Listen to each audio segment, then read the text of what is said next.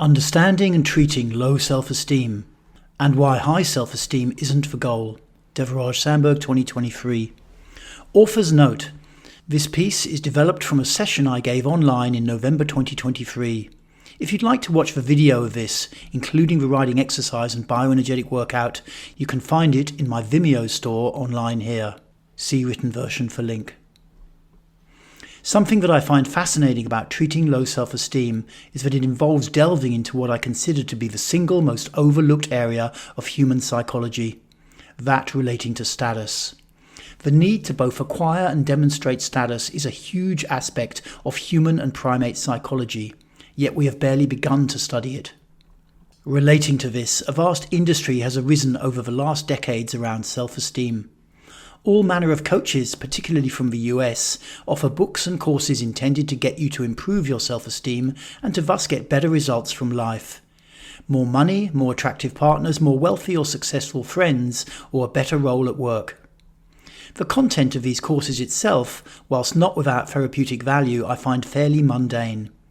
It mostly consists of simple status hacks to get people to see you differently. Fashion labels, hanging out in more elite environments, tricks to con attractive people into finding you more attractive, this kind of thing. One thing that the success of these courses points to is the sheer number of people who struggle with low self-esteem. I actually think that in our culture the condition is largely ubiquitous. And in my travels around the world, I don't see anywhere much different. So what really is self-esteem, and why might we choose to keep ours low?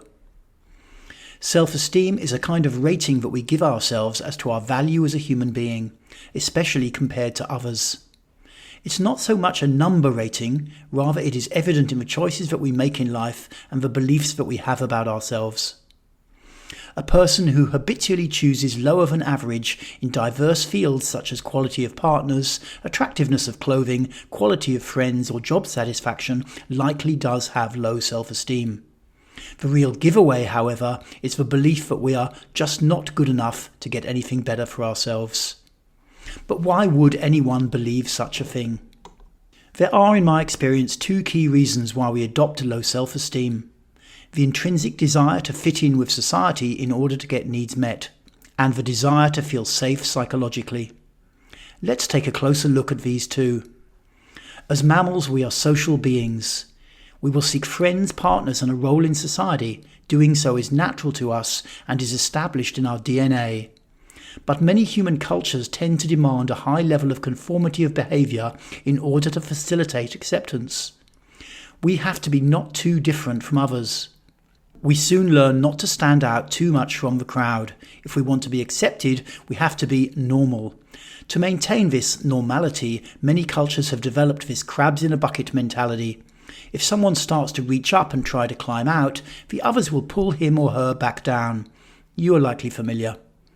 Relating to the need to feel safe psychologically, what I really mean is this sense that we need to keep our head down in life. This defense is not so much about being attacked physically, rather it is about not risking exposure to extreme emotionality. There are two things which tend to drive this fear of intense feelings. Emotions repressed during childhood. We learn to work around our repressed emotionality in life and thus become fearful of getting into a situation where we might become either angry, vulnerable, or both. Our nervous system learning around age 2 that outgoing expression and especially anger were dangerous when we first started to express. So to sum up, adopting the beliefs and behaviors of low self-esteem is essentially a protection. A protection that can help us to secure a place in society and that can help us to not come into contact with repressed emotions. In many ways, adopting this front of low self-esteem is not really our fault. Nevertheless, in order to change it, we will need to take responsibility for our current state and take appropriate action. So what is the solution to low self-esteem? The solution is twofold: a body element and a mind element. For the body element, we need to make our body into a fit vessel that can support us to feel safe to be more extrovert, to allow us to feel more vulnerability, and to have a sense of being more grounded. To achieve this, the following areas of the body are especially relevant. Having a chest that is not tight, that feels open and capable of holding vulnerability and sadness. feeling our spine and our lower back sufficiently to have the sense of being constantly supported within ourselves, having the feeling of fire in our belly to be confident with anger and expressing boundaries. For the mind element, there are two basic strategies, one relating to how we think others see us, and the second to how we see ourselves. How we think others see us. We need to break the contracted self-image that is low self-esteem. This means that we need to look for and make behavioural changes in our daily life that will be evident to the people around us. This could include wearing better quality or more showy clothing, going into better quality eating places or shops, modelling other behaviours associated with successful people, standing up straighter, being on time, practicing self-confidence, and walking the talk. When following the first two, remember to breathe and to feel your body as you're out and about. How we see ourselves. We need to demonstrably take better care of ourselves as a means to show ourselves that we have higher self-worth. This could include getting and following better healthcare advice, taking more care of our body and fitness, taking any needed steps to develop our career.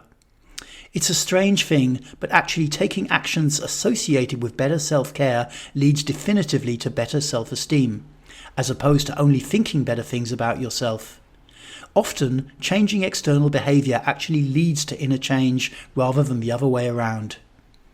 Something that you may have noticed in all this is that it's useful to use behaviours associated with success or high self-esteem to displace low self-esteem behaviours. However, something that I'm coming to understand is that this doesn't necessarily mean that high self-esteem is the desirable end state when treating low self-esteem.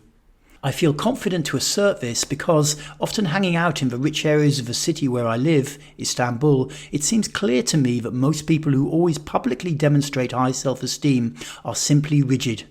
They have to always be seen a certain way and feel scared, in fact often terrified, to let down the mask. So what is the desirable end state relating to self-esteem? I think that it is a feeling of confidence around simply being yourself. It's important to be comfortable with these so-called high self-esteem behaviours so that we know that we are not still in some type of unconscious protection. But once that is done, the real direction is to feel confident to explore who we are out in the world, with sensitivity but unrestrained by what other people or society in general might think of us. Thank you for listening.